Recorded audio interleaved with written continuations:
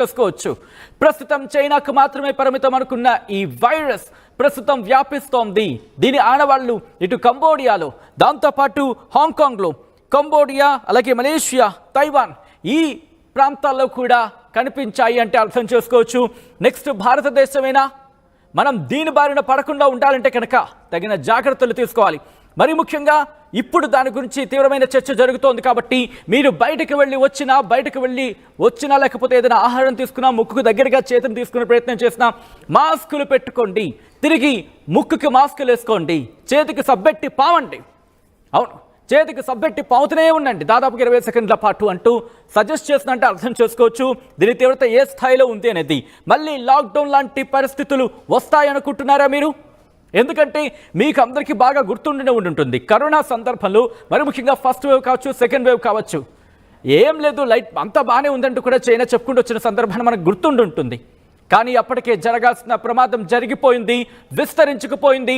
Corona first wave, second wave భారతదేశంలో ఎంతమంది ప్రాణాలను బలి తీసుకుందో ఒక్కసారి ఆ కాళరాత్రుని ఒక్కసారి గుర్తు చేసుకుంటే, ఎందుకంటే ఆ రాత్రులు నిశ్శబ్దంగా ఉన్న రోడ్లు, కాలు అడుగు బయట పెట్టాలంటే భయం, సన్నటి గాలి చెవునండి తాకినా ఏదో ఆహాకారాలు చేసినట్టే శబ్దం, గింగిరాలు తిరిగింది. ఒక్క క్షణం బయట ఎవరు కనిపించకపోతే ఊపిరి ఆడనంత పని అయిపోయింది. అడుగు బయట పెట్టాలంటే భయపడిపోయిన పరిస్థితి. ఆ రోజులు ఒక్కసారి గుర్తు చేసుకోండి. ఇంట్లో గడియ పెట్టుకొని కుటుంబం అంతా ఇంట్లోనే, బయటకు వెళ్ళే అవకాశం లేదు. అడుగు బయట పెడితే ఏ వైరస్ సోకుతుందో భయం. గాలి మనదే కానీ పీల్చలేని పరిస్థితి బయటకు వెళితే. అటువంటి భయానక వాతావరణం. అడుగు బయట పెట్టాలంటే జంకిన వాతావరణం. అడుగు బయట పెడితే ఆ రాకాసి మహమ్మారి ఎక్కడ మింగేస్తుందో అన్న భయం. వాటన్నిటిని ఒక్కొక్కటిగా గుర్తు చేసుకోండి. అప్పుడు ఆటోమేటిక్గా మనకి ఆ భయం నుంచి జాగ్రత్త పుడుతుంది. ప్రస్తుతం అటువంటి ప్రమాదమే కనిపిస్తోందని మీరు అనుకుంటున్నారా? ఆ వింటర్ సీజనే ఇలాంటి శ్వాసకోశ సమస్యలు కామన్ అంటోంది చైనా. నిజంగా చైనా మాటలు మీరు నమ్ముతారా? ఈ మాట చైనా అందే అంటే మీరు నమ్ముతారా? ఇలాంటి సందర్భంలోనే it is safe to come to China అంటే చైనాకు రావడం మీకు సేఫే అంటోంది. చైనా వెళ్ళడానికి ప్రయత్నం చేస్తారా? చైనా మాటలు మీరు నమ్ముతారా?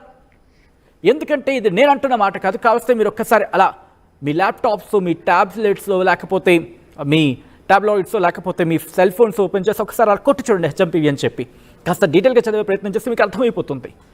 దీని ఆనవాళ్ళు ఇప్పుడు హాంకాంగ్లో, దాంతోపాటు మలేషియాలో, కంబోడియాలో, తైవాన్లో కూడా రీసెంట్గా కొద్దిసేపటి క్రితమే మలేషియాలో కూడా దీని ఆనవాళ్ళు బయటపడ్డాయంటే అర్థం చేసుకోవచ్చు. ఇది ప్రమాద ఘంటికలు మోగించబోతోందా? డాక్టర్లు మాత్రం ఒకటే చెప్తున్నారు, జాగ్రత్త తీసుకుంటే సరిపోతుంది, జాగ్రత్త తీసుకుంటే భయపడకుండా కాస్త జాగ్రత్తలు తీసుకుంటే సరిపోతుంది అనేది. కరోనా కూడా మొదట్లో మనకు అంత తీవ్రంగా ఏం అనిపించిన సిచ్యువేషన్ లేదు. మీకు అందరికీ గుర్తుంటుంది ఫస్ట్ వేవ్ భారతదేశం ఎదుర్కొంది, చాలా జాగ్రత్తలు తీసుకుంది. కానీ కరోనా ఏముందిలే అంత లైట్, మనం ఆల్రెడీ వ్యాక్సిన్ తీసేసుకున్నాం కదా అని కాస్త ఓ కైండ్ ఆఫ్ ఆ భావన బలంగా వెళ్ళిపోయిన తర్వాత సెకండ్ వేవ్కి అది ఉధృతం అయిపోయింది. ఆ మ్యుటేషన్స్ జరిగిపోయిన తర్వాత అది ఎంతటి ప్రమాదకర స్థాయికి చేరిపోయిందంటే ఆఖరికి మనం ఆక్సిజన్ని, ఇప్పుడు మనం పీలుస్తున్న గాలిని మనం కొనుక్కున్నాం అంతే కదా. ఆక్సిజన్ సిలిండర్లు దొరకక దాదాపుగా 15,000 20,000 ఉన్న సిలిండర్లు 50,000